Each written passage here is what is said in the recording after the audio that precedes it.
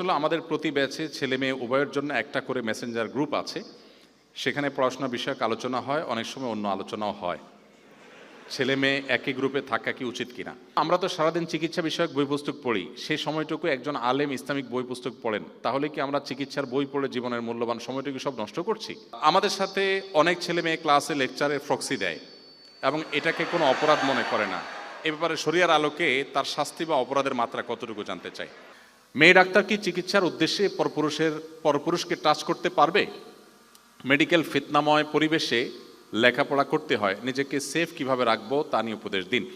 রোগ মুক্তির একমাত্র মালিক আল্লাহ তাআলা, তার ব্যতীত অন্য কারো কাছে রোগ মুক্তির জন্য সাহায্য চাওয়ার ফলে তিনি রাগান্বিত হবেন কিনা? এমত অবস্থায় অসুস্থ হলে ডাক্তার কাছে যাওয়ার বিষয়টা শরীয়তের আলোকে জানতে চাই। আমরা জানি ফরজ গোসল করার জন্য গড়গড়া সহ কুলি করা আবশ্যক, কিন্তু রোজা অবস্থায় কারোর স্বপ্নদোষ হলে এমত অবস্থায় ফরজ গোসল করার সময় কি করব? কারণ রোজা অবস্থায় তো গড়গড়া সহ কুলি করতে হয় না। আমরা জানি যে মানুষের ছবি আঁকা ইসলামে নিষিদ্ধ, এমনকি ভাস্কর্য তৈরি, প্রাণীর ভাস্কর্য তৈরি করাও নিষিদ্ধ। প্রশ্ন হলো, মানুষেরই একটা অঙ্গ দাঁত, পড়াশোনার খাতিরে আমরা ডেন্টাল স্টুডেন্টদের দাঁতের একটা মডেল তৈরি করি, এটা ইসলামী দৃষ্টিতে কেমন? ধন্যবাদ। মানুষের বা যে কোনো প্রাণীর পূর্ণাঙ্গ অবয়ব অঙ্কন করতে ইসলাম নিষেধ করে। কেন নিষেধ করে সেটা অনেক দীর্ঘ আলোচনার বিষয়, আমি সেদিকে যাব না, সময় একেবারে কম। কিন্তু মানুষের কোনো অঙ্গ বিশেষ অঙ্কন করা বা সেটার স্ট্যাচু তৈরি করা, ভাস্কর্য তৈরি করা নিষেধ নয়। যেমন হাত, দাঁত, কান, আলাদা আলাদা কোনো অঙ্গ, একটা অঙ্গ আপনি অঙ্কন করেছেন, এটা নিষিদ্ধ নয়। পূর্ণাঙ্গ অবয়ব তৈরি করা এটা হলো নিষিদ্ধ। আর পূর্ণাঙ্গ অবয়ব তৈরি করা নিষিদ্ধ হওয়া সত্ত্বেও যদি জ্ঞান অর্জনের জন্য বিকল্প কোনো পথ খোলা না থাকে, তাহলে সেক্ষেত্রে সেটা জায়েজ।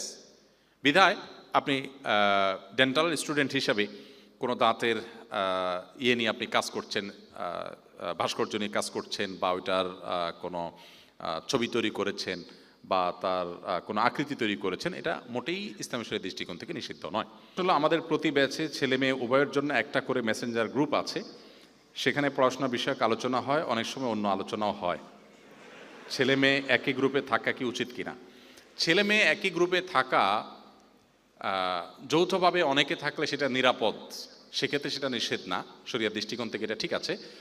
বাট অন্য আলাপ বলতে যেটা বুঝাইছেন, সেখানে যদি কোনো খারাপ আলাপ আলোচনা হয়, সেটা ছেলে মেয়ে কেন, শুধু ছেলেদের হলেও সেটা নিষেধ। খারাপ আলোচনা সব জায়গাতেই খারাপ, সো সেটা ভিন্ন বিষয়। বাকি পড়াশোনা ডিসকাস করেছেন বা পড়াশোনার বাইরে অন্য জেনারেল আলাপের বিষয় করেছেন, তো সেটা নিষেধ নয়। একান্তে কোনো ছেলে কোনো মেয়ের সাথে একান্তে আলাপ, সেটাও খুব প্রয়োজনীয় আলাপ করা যেতে পারে। প্রয়োজনীয় আলাপ ছাড়া হাই হ্যালো, কি খেলাম না খেলাম, অহেতুক আলাপ আলোচনা, এই জিনিসগুলো কিন্তু নানাবিধ অপকর্মের পথকে উন্মোচন করে দেয়, নিজের অজান্তে মানুষের দিকে চলে যায়। তো সে ব্যাপারে ইসলাম আমাদেরকে সতর্ক থাকতে বলেছে। অপারেশন থিয়েটারে থাকার সময় নামাজের সময় হয়ে গেলেও এবং রোগী মুমূর্ষ অবস্থায় থাকলে করণীয় কি? যদি নামাজ এর সময় পার হয়ে যাওয়ার সম্ভাবনা থাকে, যদি এমন কোনো পরিস্থিতি থাকে যে রোগী মুমূর্ষ অবস্থায় এই মুহূর্তে আপনি যদি নামাজ পড়তে যান, রোগী মারা যেতে পারে, তাহলে আপনি ওই মুহূর্তে রোগীকে সময় দিবেন। এবং এরকম সিরিয়াস মোমেন্টে বিকল্প যদি কোনো ডাক্তার না থাকে, আপনারা কয়েকজন আছেন, একজন সরে গেলেও রোগীর জীবন সংকটাপন্ন হতে পারে, তাহলে সেক্ষেত্রে আপনি আপনার হাতের কাজ শেষ করবেন, তারপর আপনি নামাজ পড়বেন, এবং এর কারণে আপনার কোনো গুনাহ হবে না।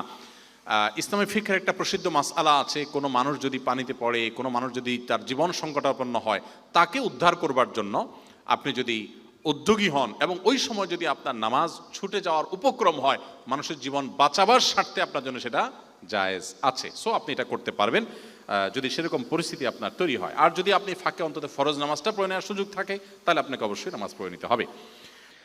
এরপর প্রশ্ন হলো, আমরা তো সারাদিন চিকিৎসা বিষয়ক বই পুস্তক পড়ি, সেই সময়টুকু একজন আলেম ইসলামিক বই পুস্তক পড়েন, তাহলে কি আমরা চিকিৎসার বই পড়ে জীবনের মূল্যবান সময়টুকু সব নষ্ট করছি? না না না, নষ্ট করছেন কেন? আপনারা যদি পড়াশোনা না করেন, আমাদের চিকিৎসা সেবা কে দিবে? দেখুন, সবাইকে আলেম হতে ইসলাম বলেনি, সমাজের সব মানুষকে আলেম হতে বলেন। নবী করিম সাল্লাল্লাহু আলাইহি সাল্লামের যে সমাজ ছিল, সেখানে সবাই আলেম ছিলেন না, এক একজন এক এক শ্রেণী পেশার মানুষ ছিলেন, কিছু মানুষ আলেম ছিলেন। আল্লাহ বলেছেন, ওয়াল তাকুম মিনকুম উম্মাতুন ইয়াদউনা ইলা আখিল আয়া, তোমাদের মধ্যে কিছু লোক যেন থাকে যারা ইসলামের দাওয়াতের কাজ করবে। সবাইকে বলা হয়নি ইসলামের দাওয়াতের কাজ করতে, সো আপনি আপনার কাজ করবেন। কিন্তু আপনি আপনার মেডিকেলের বই পড়েও, একজন ইসলামিক বই পড়েও যেরকম সওয়াব পাচ্ছে, তার চেয়ে বেশি সওয়াব পেতে পারেন, যদি আপনার উদ্দেশ্য হয় কি, ওই যে আল্লাহর সন্তুষ্টি, আল্লাহর বান্দাদের উপকার করা। আমাদের হোস্টেলে পরিষ্কার পরিচ্ছন্নতার জন্য কাজ করে হিন্দু মহিলারা, তারা পুজোর জন্য শাড়ি কেনার টাকা চাইলে দেওয়া গুনাহ হবে কিনা? না, গুনাহ হবে না। আপনি কোনো অন্য ধর্মাবলম্বীকে তার ধর্মীয় উৎসব উপলক্ষে পোশাক কিনে দিচ্ছেন, খাবার কিনে দিচ্ছেন, হালাল খাবার, কোনো অসুবিধা নেই। নবী করিম সাল্লাল্লাহু আলাইহি সাল্লাম অন্য ধর্মাবলম্বীদেরকে সহযোগিতা করা, তাদেরকে টাকা পয়সা দেওয়া, তাদেরকে দান করা, এগুলোর ব্যাপারে কোনো নিরুৎসাহ আমাদেরকে করেন নাই। বরং অন্য ধর্মাবলম্বীদের উৎসব উপলক্ষে তাদের উৎসবে সামিল হওয়া, তাদের পুজোয় সামিল হওয়া, তাদের ধর্মীয় কাজে সামিল হওয়া আমাদের জন্য নিষেধ। বাট আমি অ্যাজ এ মানুষ তার উপকার করা, তাকে একটা কাপড় কিনে দেওয়া, এগুলো অবশ্যই ইসলামে আমাদের জন্য জায়েজ এবং অনুমোদন রেখেছে। রোগ মুক্তির একমাত্র মালিক আল্লাহ তাআলা, তার ব্যতীত অন্য কারো কাছে রোগ মুক্তির জন্য সাহায্য চাওয়ার ফলে তিনি রাগান্বিত হবেন কিনা, এমত অবস্থা অসুস্থ হলে ডাক্তারের কাছে যাওয়ার বিষয়টা শরীয়তের আলোকে জানতে চাই।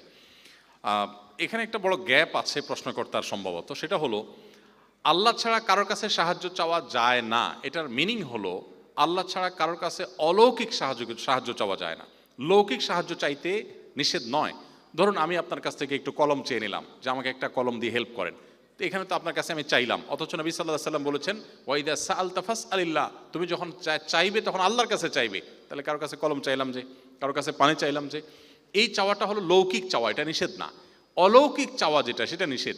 আমি এখানে বসে আশা করলাম যে আমাকে মারা গেছেন এমন কোনো ব্যক্তি, তিনি আমার ব্যবসা উন্নতি দিয়ে দিবেন, আমি তার কাছে চাইলাম, এটা হলো অলৌকিক চাওয়া, এটা নিষেধ। এটা চাইতে হবে শুধু কার কাছে? আল্লাহর কাছে। লৌকিক চাওয়া চাইতে নিষেধ না। অতএব একজন ডাক্তারের শরণাপন্ন হওয়া নিষেধ নয়। নবী করিম সাল্লাল্লাহু আলাইহি ওয়াসাল্লাম নিজে বলেছেন তোমরা চিকিৎসা গ্রহণ করবে, চিকিৎসা গ্রহণ করাটা সুন্নত।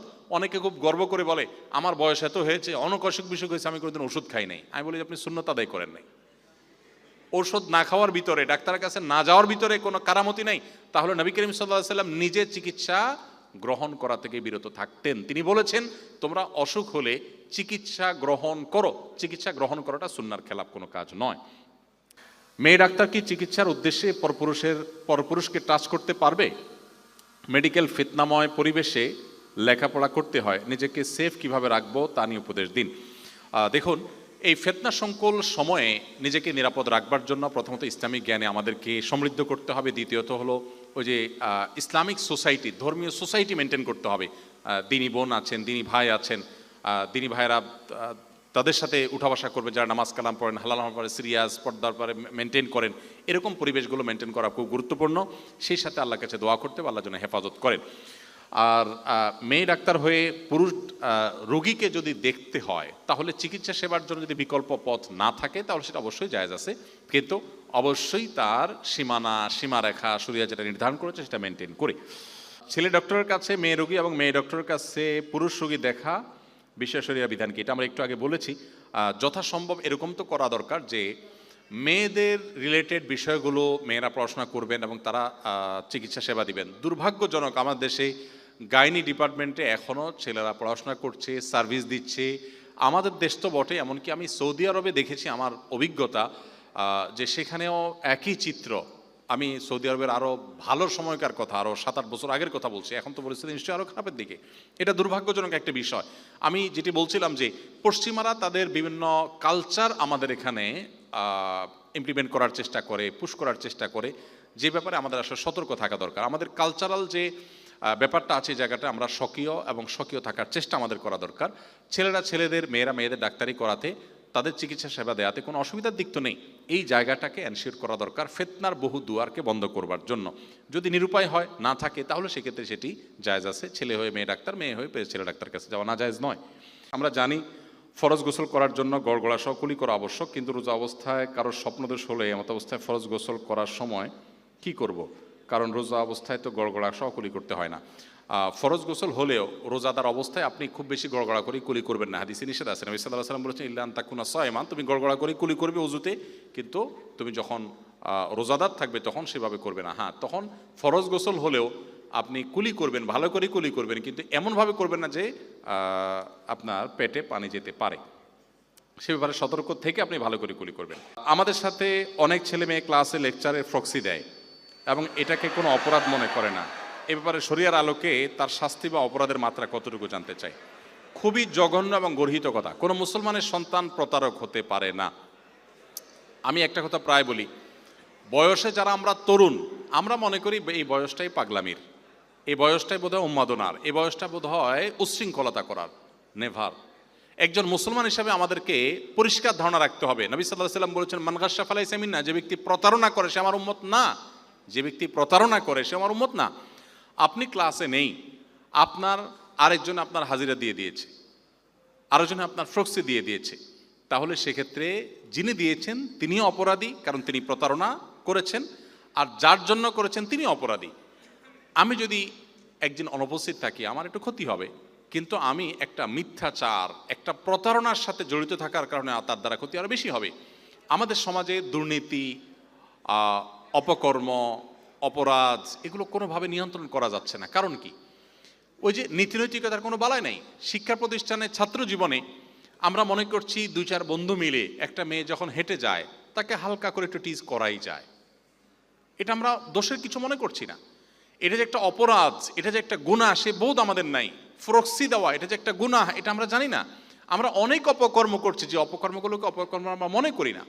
আমরা দুই চারজন বন্ধু বান্ধব মিলে একসাথে যখন চলি, কলেজ থেকে ভার্সিটি থেকে যাওয়ার পথে পাবলিক বাসে বা রিক্সাওয়ালা বা কোনো চায়ের দোকানে, তখন আমরা তার সাথে দুই চারজন বন্ধু যেহেতু একসাথে আছে, মুডমাট একটু অন্যরকম হয়, তার সাথে একটু রাব ব্যবহার করা, একটু শক্ত কথা বলা, আমরা মনে করি এটা আমাদের রাইটের ব্যাপার। ছাত্র মানুষ, ইয়াং মানুষ, একটু বাড়াবাড়ি মনে করতেই পারি। কিন্তু এভাবে নিজের অজান্তে অসততার রিহার্সেল আমরা করছি এবং খারাপের দিকে আমরা চলে যাচ্ছি। তো সেই জায়গা থেকে আমি আপনাদেরকে অনুরোধ করব যে আল্লাহর হস্তে এই ধরনের অপকর্ম থেকে আপনি বেঁচে থাকবেন। যদি দেখেন যে সবাই করছে, করুক, আপনি বেঁচে থাকলে বলবে যে এই লোকটা বোধহয় সেকেলে, এই লোকটা বোধহয় অচল, এখন মনে রাখবেন এর মাধ্যমেই কিন্তু আল্লাহর প্রিয়পাত্র আপনি হবেন এবং আপনি ভালো মানুষ হতে পারবেন। বিধায় একজন মুসলমান কখনো এই ধরনের অন্যায় বা গুনাহের কাজে জড়াতে পারবেন না, তার যত ক্ষতি হোক না কেন। বাবা মা মারা গেলে সন্তানের কি আমল এর মাধ্যমে মৃত ব্যক্তির উপকার পৌঁছানো যেতে পারে? সন্তান হিসাবে বাবা মা বা আমাদের আত্মীয় স্বজন কেউ যদি মারা যায়, সেক্ষেত্রে তাদের জন্য সবচেয়ে বেশি উপকার হবে তার জন্য দোয়া করলে, ইস্তেগফার করলে, দ্বিতীয়ত হলো দান সাদাকা করলে, তৃতীয়ত হলো তাদের জন্য উমরা করলে, হজ করলে, এবং এই জাতীয় বিষয়গুলো তাদের উপকারে আসে। আস-সুন্নাহ ফাউন্ডেশন, উম্মার স্বার্থে সুন্নাহর সাথে।